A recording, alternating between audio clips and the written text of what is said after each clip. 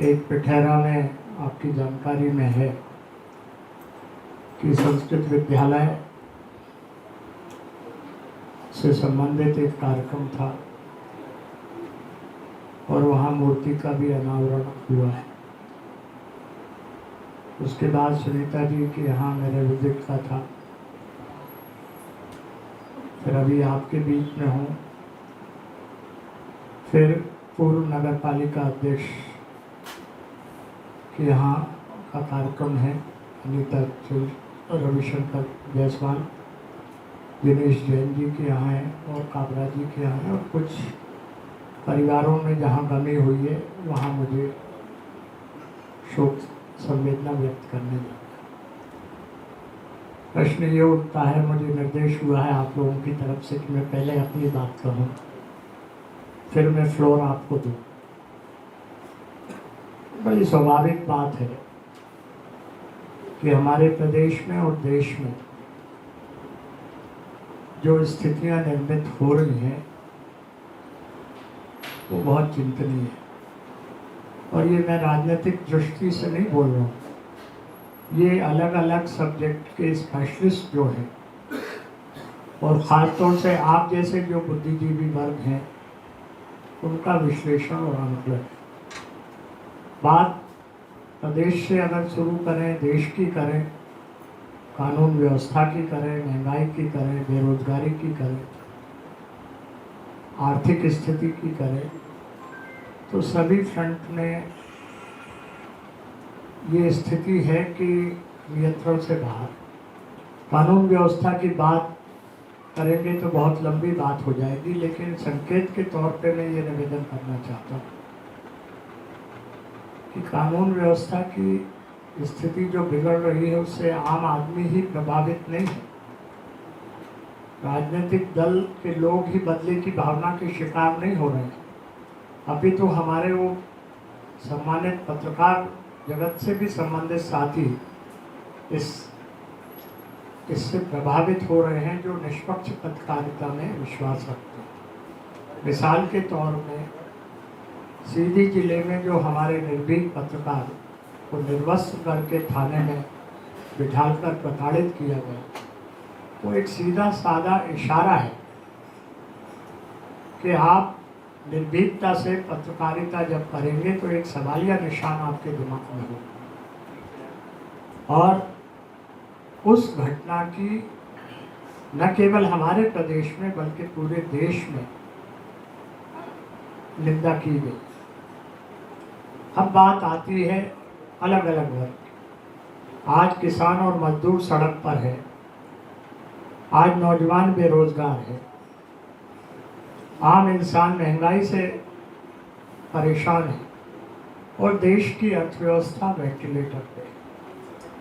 और जब मैं अर्थव्यवस्था की बात कर रहा हूँ तो हम नज़र दौड़ाते हैं जो इकोनॉमिक सर्वे है जो खुद गवर्नमेंट ने प्रस्तुत किया है, चाहे हमारे प्रदेश का चाहे देश का। आम उपभोक्ता की जो वस्तुएं हैं वो निरंतर महंगी होती जा रही। चावल, दाल, आटा, सरिया, सीमेंट, खाने का तेल, ये स्थिति। जब पेट्रोल की बात है तो केवल 2014 और अभी का अगर हम तुलनात्मक नजरें दौड़ाएं तो 2014 में पेट्रोल की कीमत लगभग 70 रुपये थी प्रति लीटर, जो आज बढ़कर लगभग 120 हो गई है। कहीं 118 है, कहीं 120 है, कहीं 122 है। डीजल की जो कीमत 2014 में 57 रुपये प्रति लीटर थी, वो आज बढ़कर 100 रुपये के आसपास हो गई। गैस सिलेंडर की कीमत 2014 में जो लगभग 410 रुपये प्रति गैस सिलेंडर थी, वो आज बढ़कर लगभग 960 हो गई है। कहीं 970 है, कहीं 950। अब प्रश्न ये उठता है कि इन सारी चीज़ों की जो कीमत खास तौर से पेट्रोल और डीजल की है, वो इंटरनेशनल लेवल पर जो क्रूड ऑयल की प्राइस है उससे तय होती है। क्रूड ऑयल की प्राइस जो 2014 में थी आज उससे ज़्यादा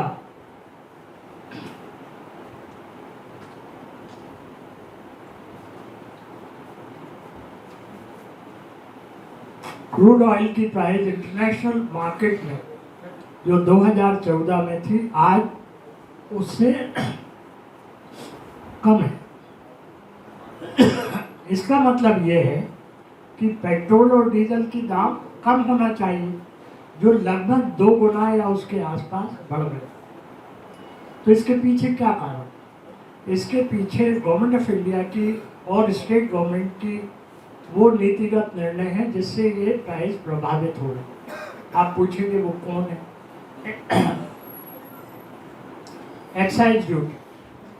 एक्साइज ड्यूटी पेट्रोल पर लगभग 203% लगी और 536% डीजल पे लगी। इसका इफेक्ट क्या हुआ? इसका इफेक्ट ये हुआ कि लगभग 26 लाख करोड़ रुपए की आमदनी सेंट्रल गवर्नमेंट को हुई, लेकिन आम आदमी को, किसान को जो डीजल उपयोग करता है उसको इस महंगाई का सामना करना पड़ा। बेरोजगारी की बात को आए तो 2014 में बेरोजगारी की दर 3.4% थी, जो अब बढ़कर लगभग 10% हो गई है बेरोजगारी की। यानी पिछले 45 साल में सर्वाधिक बेरोजगारी की दर। प्रदेश के कर्जे पे आए तो प्रदेश में 2003 में लगभग 37,000 करोड़ का कर्ज था। वो इकोनॉमिक सर्वे बोल रहा है, आर्थिक सर्वेक्षण रिपोर्ट बोल रहा है। और आज लगभग 3,37,000 करोड़ रुपए का कर्ज मध्य प्रदेश पे हो गया। तो प्रदेश कर्जदार है, देश कर्जदार है। देश की जो बहुमूल्य संपत्तियां हैं, कौड़ियों के दाम बेची जा रहे हैं, करी जा रही। मैं केवल ये कहना चाहता हूँ कि आज देशवासियों की जो ज्वलंत समस्या है वो महंगाई है, वो बेरोजगारी है, वो बिगड़ी हुई कानून व्यवस्था है। आज किसान परेशान है, नौजवान परेशान है, आम इंसान परेशान है। किसानों से जो वादे किए गए थे, चाहे चुनाव के समय या सरकार बनने के बाद, उन वादों की पूर्ति की दिशा में कदम नहीं उठाए गए। कहा गया था किसानों को उनकी उपज का दुगना दाम दिलाया जाएगा, लेकिन सुप्रीम कोर्ट ने जब एफिडेविट दिया तो ये संभव नहीं है। मध्य प्रदेश में कहा जा रहा है कि किसानों को कोई परेशानी नहीं होगी। आज हालत क्या है? तुलाई केंद्र पर किसान ने अपनी उपज दे दी, लेकिन पेमेंट नहीं हो रहा है। कहा जा रहा है कि राज्य सरकार से पैसा ही नहीं आया, खाद और बीज उपलब्ध नहीं हो पा रहा है। ये सारी स्थितियां हैं जिसका असर आम आदमी पे पड़ रहा है।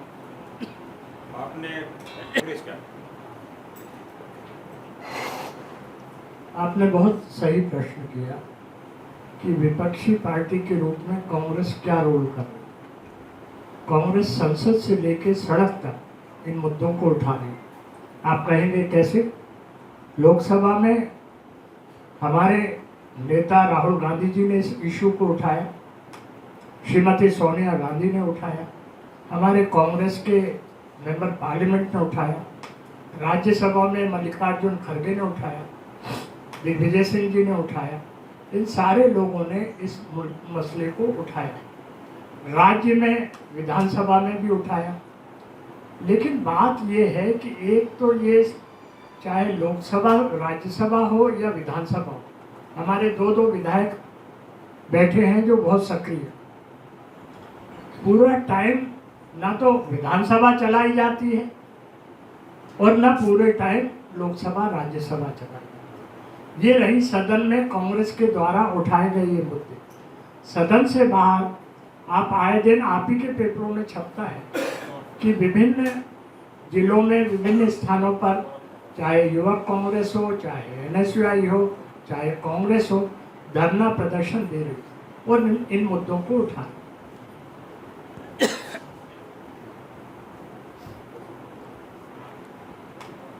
इसके जवाब तो मैं आपसे ही चाहूँ और बड़ी विनम्रता पूर्वक चाहूँ देखिए क्या है, हम पत्रकार लोग और सहयोग भी चाहूँगा क्यों भाई। हम लोग अपना कमरा बंद करके आपसे सारी बात कर लेते हैं। हम आपस की बात आपके सामने कैसे करें? आपके सामने तो आपको अपनी बात नहीं, यहाँ मामला हिटपिटी तोड़ने का है। की सक्रियता होना चाहिए, कांग्रेस की एक प्लानिंग होना चाहिए, उसका एक एक्सक्यूशन होना चाहिए, वो भी दिखाई नहीं। सोशल मीडिया का बैरोमीटर क्या है? सोशल मीडिया का बैरोमीटर ये है कि कांग्रेस की तरफ से जो हो रहा है उसके फॉलोअर कितने हैं, और प्रमुख जो सत्तारूढ़ पार्टी है उसकी तरफ से जो हो रहा है उसके फॉलोअर कितने। आप देखेंगे कि फॉलोअर उसमें ज़्यादा कांग्रेस के। अब प्रश्न ये उठता है कि सोशल मीडिया पे जो बात आ रही है, फेसबुक पर, ट्वीट पर, उसमें से कितनी बात पिकअप हो रही जो मीडिया पिकअप कर रही है। तीसरी बात ये है कि और भी अलग अलग उसकी वजह है, मीडिया से लेके सोशल मीडिया तक आप जानते हैं किसका इस पे वरदहस्त है, किसका अंकुश है। मैं आप सबकी भी बातों को अप्रिशिएट करता हूँ, आप दिल से कुछ बात ज़रूर चाहें। कई बार ये होता है, और मेरा खुद का 24 साल का पार्लियामेंट का अनुभव रहा है और दो प्राइम मिनिस्टर के साथ मैंने अटैच होकर काम किया है, गवर्नमेंट का भी रहा है। तो जो बातें आती हैं, कई बात जो आप भेजते हैं एडिटोरियल बोर्ड में, जबलपुर में तो भोपाल में, लेकिन वैसा हो नहीं पाता। तो कई बातें हैं, उसको अपन सोशल मीडिया के जरिए आगे बढ़ा। सोशल मीडिया में माइक्रोसॉफ्ट गूगल का रिकॉर्ड ये बोलता है कि करीब 64% खबरें जो हैं वो फर्जी और फेक होती हैं, और कहीं उसको काउंटर करने में कांग्रेस, इसमें कांग्रेस क्या सोच रही है और क्या प्लान? जो सोशल मीडिया में फेक न्यूज़ आ रही हैं, बने हुए जो यूट्यूब पे आ रही हैं, भाषण हमारा चल रहा है, चेहरा दिनेश जैन का दिखा दिया है, मुद्दा संजय शर्मा जी का है। आप देख रहे हो बड़े बड़े लीडर्स के नाम पे फेक वो है। गाँव का बेचारा आदमी देखता है, अरे इस नेता ने तो ये बोल दिया, दरअसल उसके वो कंटेंट नहीं होते, आवाज़ डबिंग करके होती है। इस इशू को फिर आप कहेंगे आप क्या कर रहे हैं। हमारी सर्वोच्च नेता श्रीमती सोनिया गांधी तक ने इस इशू को पार्लियामेंट में उठाया। सामान्य तौर पे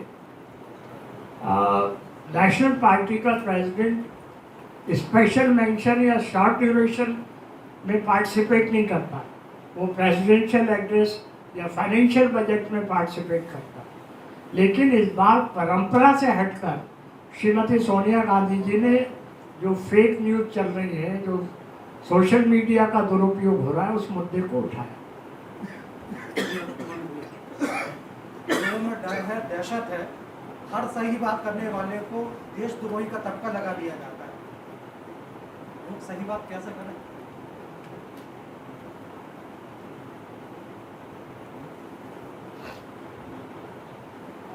देखिए, जिन बातों से लोग प्रभावित हैं उन बातों को करते रहना चाहिए, और इसमें निराश और हताश नहीं होना चाहिए। मैं तो ये राजनीतिक कार्यकर्ताओं को हमेशा एक बात कहता हूँ, जो एक बार पंडित नेहरू ने पार्टी मीटिंग में की थी, क्योंकि राजनीति में उतार चढ़ाव भी आते हैं और राजनीतिक पार्टियों को जय और पराजय का भी सामना करना पड़ता है। सो कांग्रेस ने भी किया है और अन्य दलों ने भी किया। तब पंडित नेहरू ने एक बात की थी कि हमने तय की हैं मंजिलें इस तरह, हमने तय की हैं मंजिलें इस तरह, गिर पड़े उठ गए और फिर चल दिए। तो इसमें निराश और हताश होने की आवश्यकता नहीं है। 84 में जब देश में लोकसभा के चुनाव हुए थे तो बीजेपी की मात्र 2 सीट आई थी। किसी ने कल्पना नहीं की थी कि भाई 2 सीट वाली भारतीय जनता पार्टी देश में राज करे। ये दौर देखा है, सभी ने देखा है। हर राज्यों की परिस्थितियों का अगर आप विश्लेषण करें तो वो भी है। वही स्थिति पत्रकारों के साथ भी है, बिजनेसमैन के साथ भी है, ब्यूरोक्रेट्स के भी साथ है, सभी के साथ ये होता है। वर्तमान में जो बुलडोजर प्रक्रिया चल रही है वो कहाँ तक सही है? देखिए, मैं बहुत स्पष्टवादी हूँ।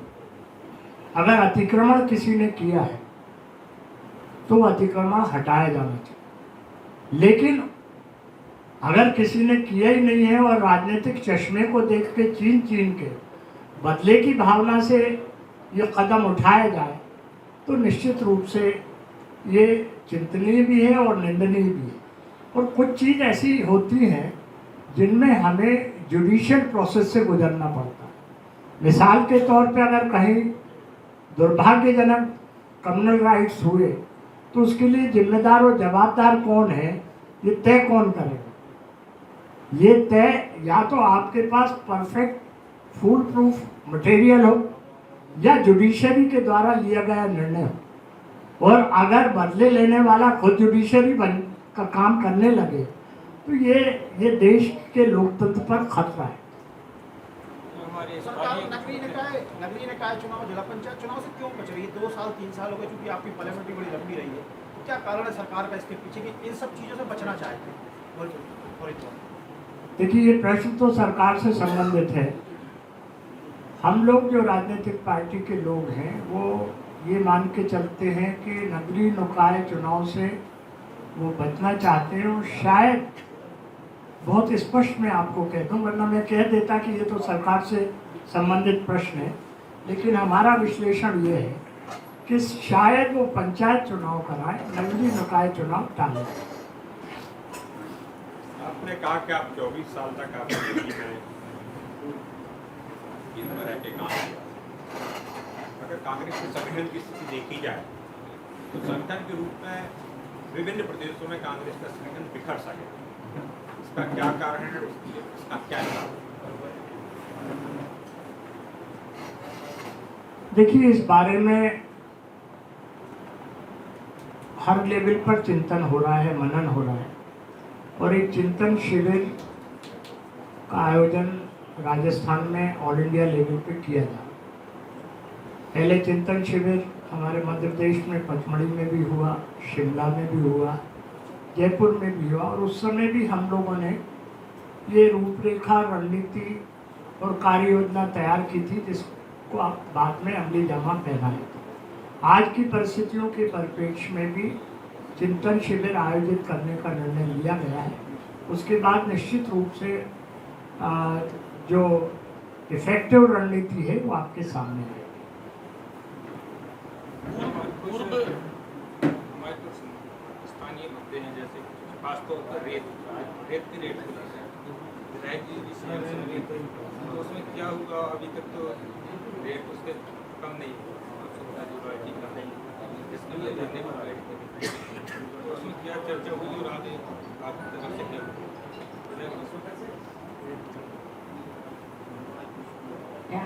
आज पत्रकार वार्ता में उपस्थित हमारे सम्मानीय कचौरी जी, सम्मानीय हमारे डेमोक्रेट के विधायक संजय शर्मा जी, हमारे जिले के अध्यक्ष तिवारी जी, सम्मानीय ढिमोले जी, नगर अध्यक्ष दिनेश जैन जी, साइकिल ब्लॉक अध्यक्ष दिग्विजय सिंह जी, चिचली ब्लॉक अध्यक्ष छोटे राजा जी और सभी उपस्थित पत्रकारों को नमस्कार। आपका प्रश्न जी, जो मैंने मांग रखी थी और उस मांग के तहत आज तक प्रशासन वो उनको सूची भी उपलब्ध नहीं करा पाई थी कि किन रेतों में अवैध उत्खनन हो रहा है, उसका परिसीमन हुआ है नहीं हुआ, ऐसी सारी चीज़ों को मैंने जब मुख्यमंत्री जी से चर्चा की तो वो तो इतने अनभिज्ञ बन गए। उन्होंने ये बोला कि मुझे तो पता नहीं कि वहाँ पर कौन सी कंपनी है, क्या कर रही है। तो मैंने सारी अपनी जो परिस्थितियाँ क्षेत्र की हैं उनसे अवगत कराया, तो उन्होंने मुझे जांच कर भरोसा दिलाया था कि मैं जांच करवाऊंगा और जो आप चाह रही हो तो लोगों को सस्ते रेट पर रेत उपलब्ध कराई जाए।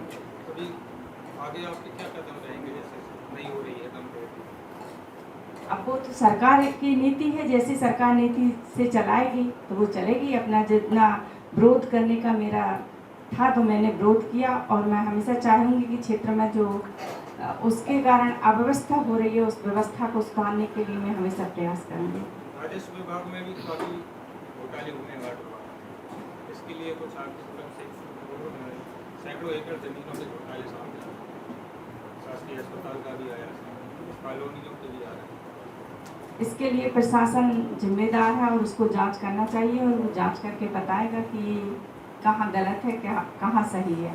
लेकिन मुझे लगता है कि जितनी जांच के लिए आज तक मैंने कभी मेरे राजनीतिक कार्यकाल में जो जांच के लिए दिया है तो उसकी जांच का अधिकारी या नेता आश्वासन देते हैं, लेकिन वो जांच समय पर पूरी नहीं होती। की अपील मैं चाहूँगा कि गाडरवारा के प्रति आपकी विरूपी क्यों? जिंदयाल ढिमोली जी आ गए। इन्होंने मुझे कहा कि कार्यक्रम में गाडरवारा आना है, मैं आपके बीच में आ गया। सुनीता जी से बात की, उन्होंने भी कहा कि नहीं आपको आना है। फिर जिनेश जैन जी और वर्किंग प्रेसिडेंट काबरा जी ने भी कहा कि आना है। जब जो कार्यक्रम होगा मैं निश्चित रूप से आऊँगा और यहाँ के लिए मैं कुछ भी कर सका तो वो करके मैं अपने आप को सौभाग्यशाली कदाचित आप ये आने के पीछे बुलाते नहीं, आप लोग क्यों नहीं बुलाते? नहीं, बड़ी स्पष्ट बात है। आने के पीछे प्रयोजन होना चाहिए और जब भी ऐसा प्रयोजन होगा तो मैं पहले भी आता रहा हूँ, आगे भी आता रहूँगा, उसमें मुझे कोई शक नहीं। पिछली बार की आपकी सक्रियता से लगता था कि आप होशंगाबाद से लोकसभा का चुनाव लड़ेंगे। अब पुनः 24 आने वाला है, क्या कहीं कोई प्लानिंग है आपकी लोकसभा चुनाव? देखिए, इन सब मामलों में पार्टी को निर्णय लेना होता है। मैं पार्टी का बड़ा समर्पित कार्यकर्ता हूँ और मैं अनावश्यक किसी भी मामले में ना तो आकांक्षा पालता हूँ ना महत्वाकांक्षा रखता हूँ। कांग्रेस के विधायक 24 दिन धरने पर बैठे रहे, लेकिन ऊपर से मध्य प्रदेश सरकार से कोई बड़े नेता ने इसको लेकर कोई ऐसी पहल नहीं की, ना ही कोई प्रतिनिधिमंडल मुख्यमंत्री के सामने इस तरीके का अनुरोध किया, जबकि रेत का जो मुद्दा है पूरे मध्य प्रदेश का है। ऐसा क्या है मतलब समझ में नहीं आ रहा। देखिए, सुनीता जी ने जब जब जो मुद्दा उठाया है उसको गंभीरता से प्रदेश के नेतृत्व ने, कांग्रेस के नेतृत्व ने लिया है और जहाँ पहल की जाना चाहिए वहाँ पहल की। आप लोगों के उस समय आप बहुत सक्रिय थे और आपकी सक्रियता के चलते प्लान एस्टेब्लिश हुआ।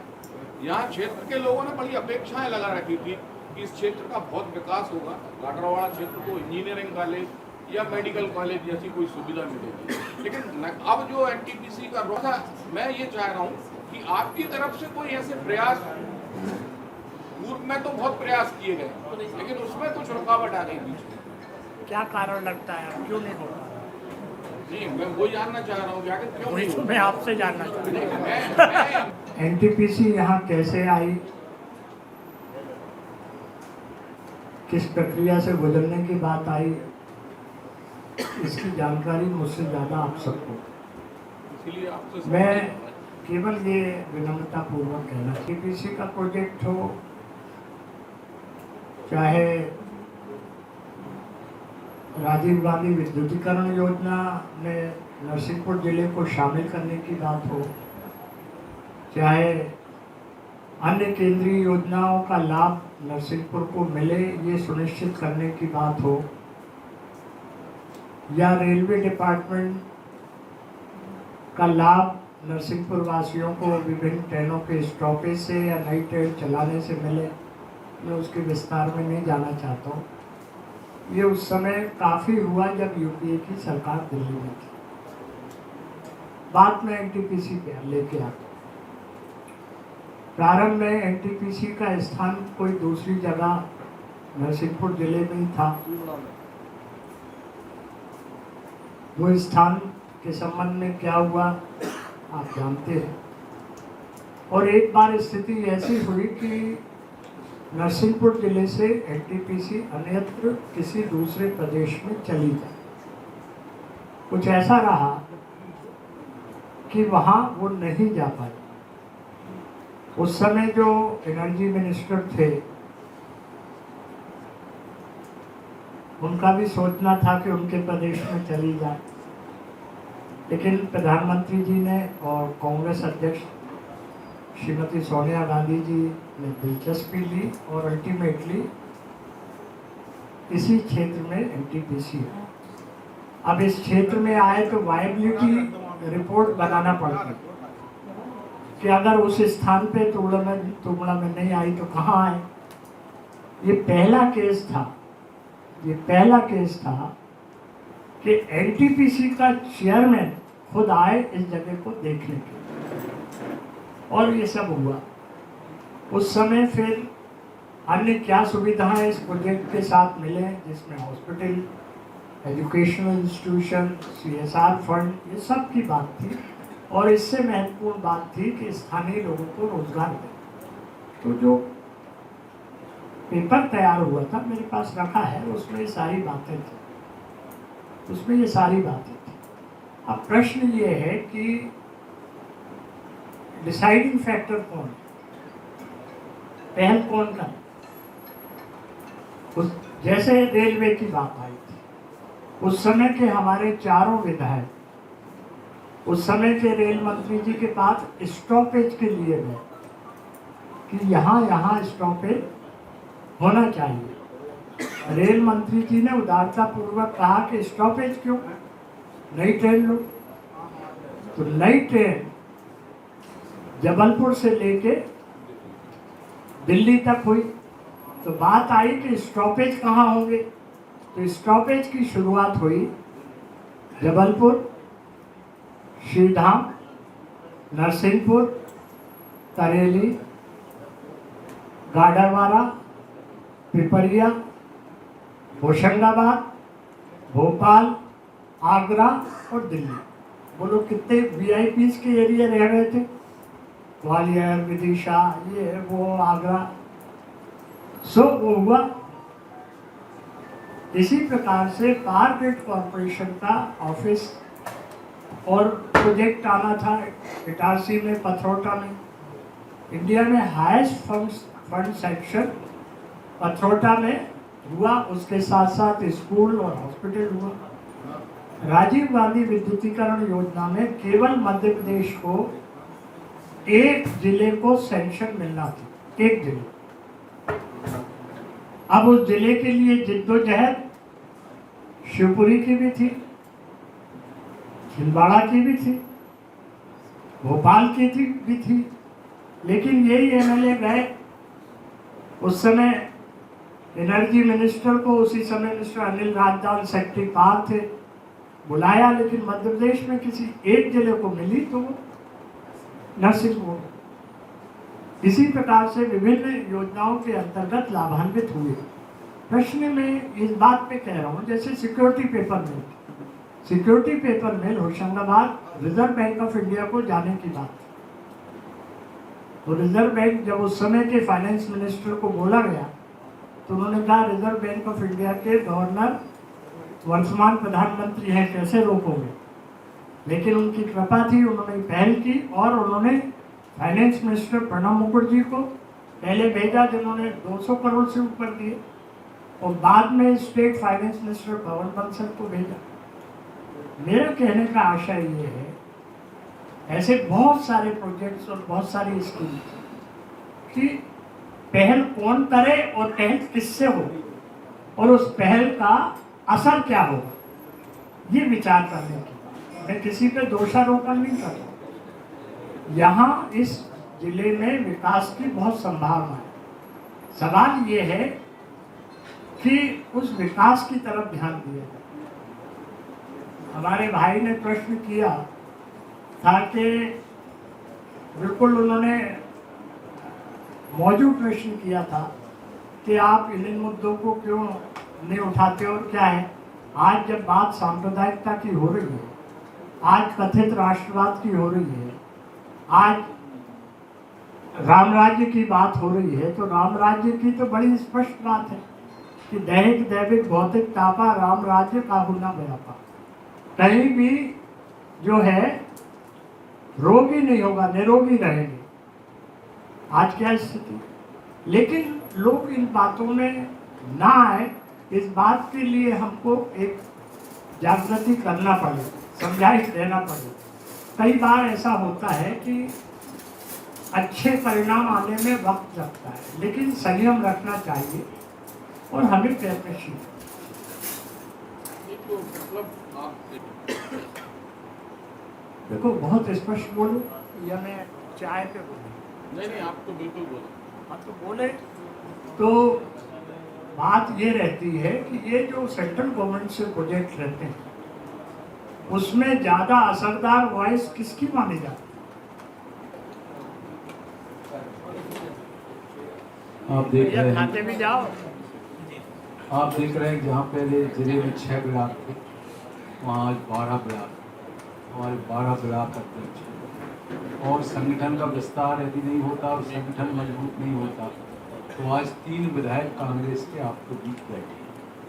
अभी जितने हमारे विभाग हैं, प्रकोष्ठ हैं, जो भी अन्य वो हैं, सब में सीधे नियुक्तियाँ होकर चल रही हैं।